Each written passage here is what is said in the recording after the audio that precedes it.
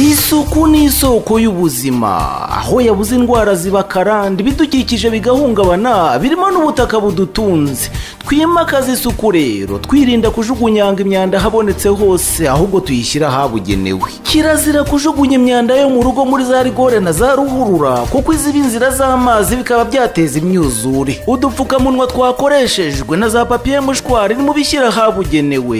Igihe uguze ibyo kurya cyangwa kunywa uri ku rugendo bifunze mu bikoresho uza kujugunya, zaba ambaraje, uducupa, udushashi n'utundi tuntu, wibijugunya aho ubonye, ejo bidakurura umwanda nawe ugakurura ibindi bizazane. Nubona umuntu ujugunya imyanda habonetse hose, mwamagane, nibiba ngombwa umenyesha inzego z'ubuyobozi.